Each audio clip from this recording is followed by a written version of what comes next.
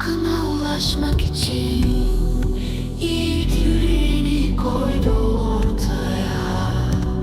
Tehlikenin farkında ama aynaz başını nece yapana.